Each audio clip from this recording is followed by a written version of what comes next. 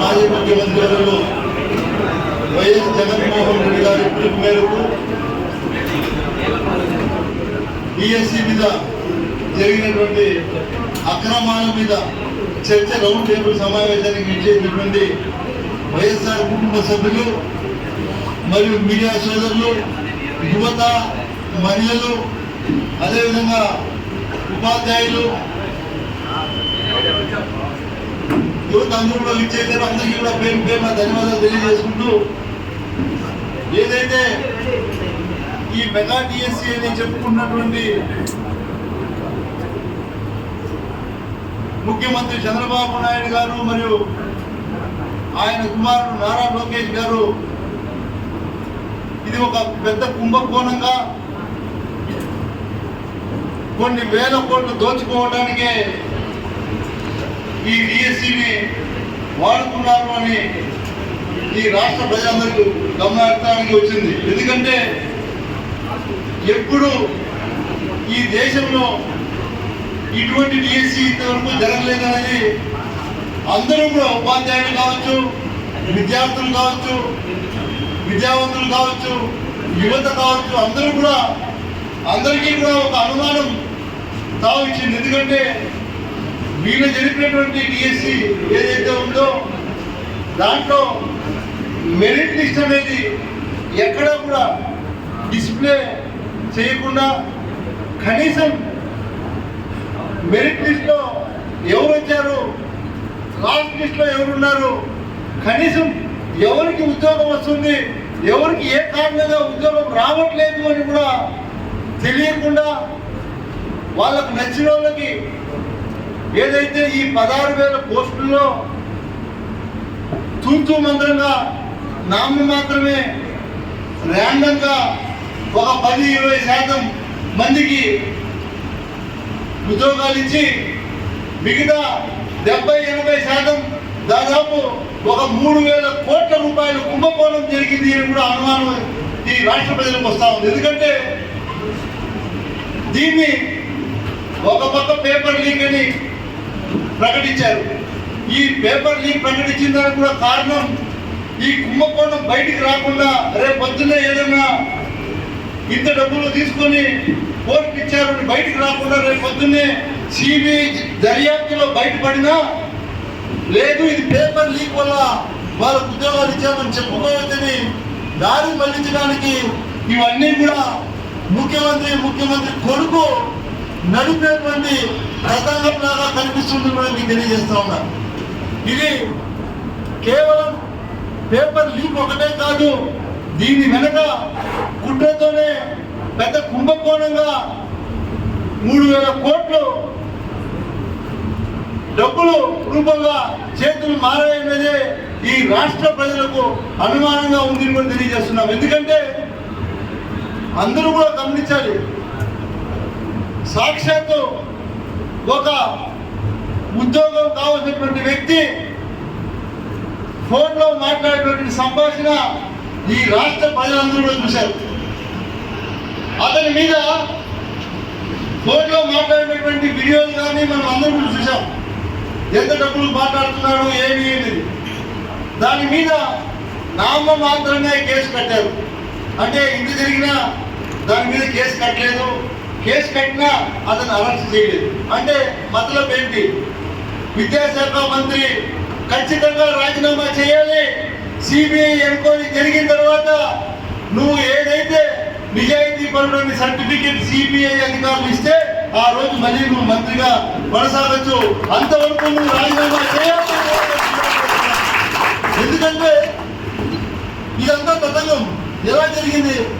ఒక్క అధికారి ఎవరైనా సరే ఈ డిఎస్సి కార్యక్రమాలన్నీ కూడా ఏదైతే ఈ పేపర్ ప్రక్రియ ఇదంతా కూడా అధికారులు చేసినటువంటి ప్రక్రియని ఒక అవుట్ సోర్సింగ్ ఉద్యోగి నవీన్ అనే అతనికి అప్పచెప్పి ఇద్దరు చేసేటువంటి పనిని అతనికి ఒకరికి అప్పచెప్పి అతని ద్వారా పేపర్ లీక్ అయిందని తెలిసి అతనే ఫస్ట్ టైం వచ్చి దాన్ని మళ్ళీ మెరిట్ లిస్ట్ అతను వచ్చాడని చెప్పి అతనికి ఉద్యోగం ఇచ్చి తర్వాత ఈ ఆంధ్ర రాష్ట్ర ప్రజలకంతా కూడా ఈ నిజం తెలిసిపోయిందని చెప్పి ఆన్లైన్లో నుంచి మళ్ళీ అతని పేరు తీసేయడం జరిగింది.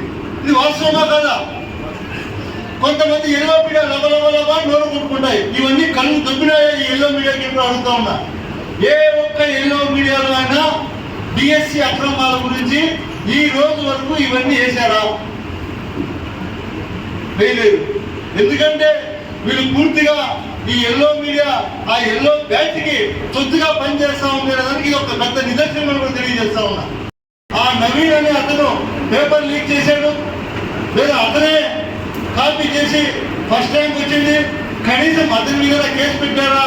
కేసు పెట్టి అరెస్ట్ చేసి ఎంక్వైరీ చేశారంటే ఇప్పటికి కూడా అది కూడా నామం మాత్రంగా కేసు పెట్టి అరెస్ట్ చేయకుండా అతను దర్జాగా బయట తిరుగుతున్నాడంటే ఈరోజు ఏదైతే ప్రశ్నిస్తా అని చెప్పుకుంటున్నటువంటి పవన్ కళ్యాణ్ గారిని మేము ప్రశ్నిస్తున్నాం. ఈరోజు వైఎస్ఆర్ కాంగ్రెస్ పార్టీ తరఫున మేము మీరు ప్రశ్నిస్తున్నాం. మాకు ఇంకా ఒక అనుమానం వస్తుంది, దీంట్లో మీకు కూడా ఏమైనా వాటా ఉందా అని. ఎందుకంటే ఎంతో మంది మీ నిజాయితీ పనులని మేము అనుకుంటా ఉన్నాం ఇప్పటికి కూడా. కాకపోతే మీరు దీన్ని ప్రశ్నించకపోగా మాకు అనుమానం కావాల్సిందని కూడా నేను తెలియజేస్తా ఉన్నా. మీరు దీన్ని ఇప్పటికైనా మేలుకొని ఈ డిఎస్సిలో ఏం అవకతవకలు జరిగాయి, మీరు కూటమి ప్రభుత్వంలో మీరు కూడా ఒక డిప్యూటీ ముఖ్యమంత్రిగా ఉన్నారు కాబట్టి మీరు చొరవ తీసుకొని ఈ అబ్బా కొడుకు చేసినటువంటి పని ఏంటి, దీంట్లో తప్పులు ఎన్ని ఉన్నాయి అని మీరు తెలియపరిచినటువంటి బాధ్యత తీసుకోవాలని నేను మీకు తెలియజేస్తా ఉన్నా. ఎందుకంటే గతంలో నేను ఒక సంఘటన కూడా మీకు తెలియజేస్తా. మన అనంతపురం పరిటాల రవి గారి హత్య కేసు మీకు గుర్తునే ఉంటుంది. ఆయన హత్య కేసులో చంద్రబాబు నాయుడు గారు ఇలానే ఒక మాట మాట్లాడడం జరిగింది. ఇదంతా కూడా ముఖ్యమంత్రి కొడుకైనటువంటి ఆనాటి ముఖ్యమంత్రి దివంగత నేత రాజశేఖర రెడ్డి గారి కొడుకైనటువంటి జగన్మోహన్ రెడ్డి గారి అర్థం ఉంది. దీనికి సిబిఐ ఎంక్వైరీ చేయాలంటే ఆ రోజు రాజశేఖర రెడ్డి గారు ఒకే ఒక్క మాట కూడా అడ్డు చెప్పకుండా ఎవరు తప్పు చేసినా శిక్ష విధించండి, నా కొడుకైనా సరే నా అన్నదమ్ముడైనా సరే మీరు సిబిఐకి కుటుంబం ఏదైనా ఉంది అంటే అది ఒక వైఎస్ఆర్ కుటుంబమే అని కూడా తెలియజేస్తాము ఈ సభ ద్వారా. ఇవన్నీ కూడా మనం చూస్తూ ఉంటే ఈ రాష్ట్రంలో అసలు ఏం జరుగుతూ ఉంది.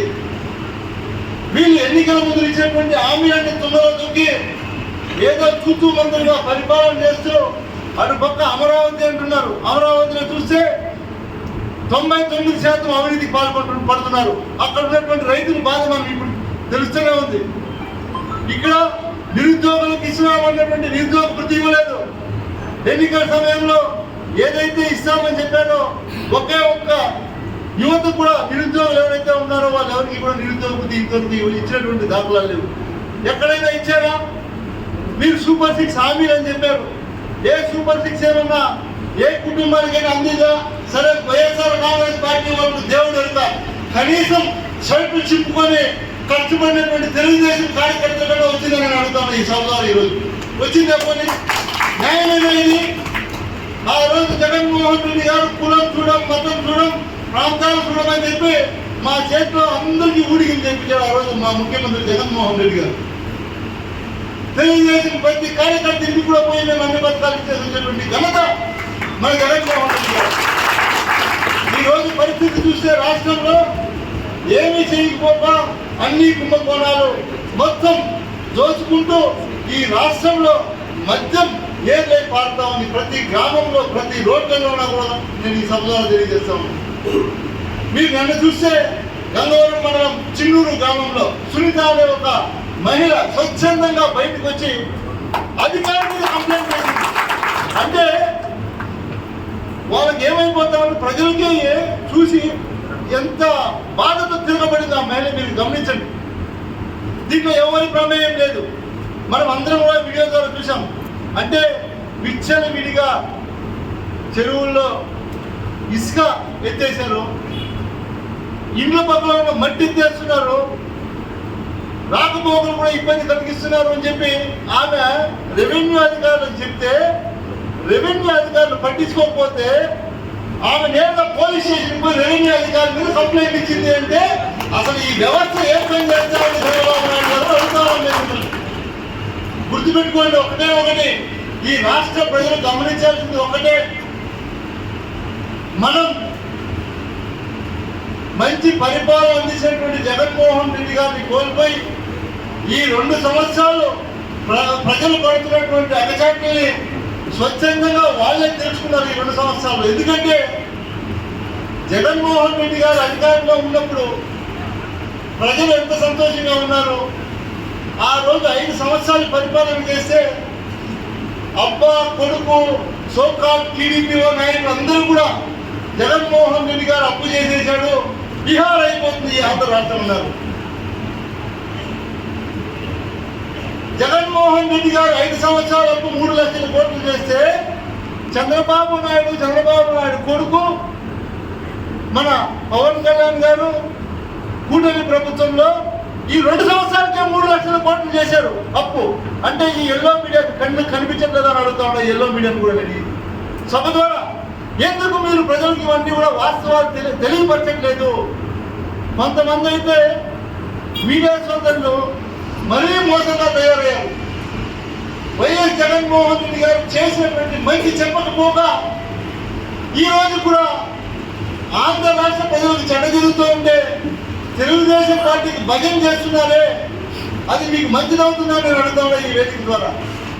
ఎందుకంటే ఆయన 5 సంవత్సరాల పరిపాలనలో ప్రతి ఇంటికి ఇచ్చినటువంటి మాట నెరవేర్చి 3 లక్షల కోట్లు అప్పు చేస్తే ఈ రోజు చంద్రబాబు నాయుడు గారి ఆధ్వర్యంలో 2 సంవత్సరాలకి 3 లక్షల కోట్లు అప్పు చేసి ఇచ్చినటువంటి మాట ఒకటి కూడా నెరవేర్చకపోగా అంతెందుకు కనీసం ఈ రాష్ట్రంలో తెలుగుదేశం ప్రభుత్వం వచ్చినప్పటి నుంచి జగన్మోహన్ రెడ్డి గారు దిగిపోయినప్పటి నుంచి చంద్రబాబు నాయుడు ప్రమాణ స్వీకారం చేసిన రోజు నుంచి ఈ రోజు వరకు ఎవరికైనా సరే కొత్తగా పెన్షన్ వచ్చిందా అని అడుగుతా ఉన్నా. ఈ రాష్ట్రంలో చెప్తాను, రాష్ట్రంలో ఎవరికైనా వచ్చిందా?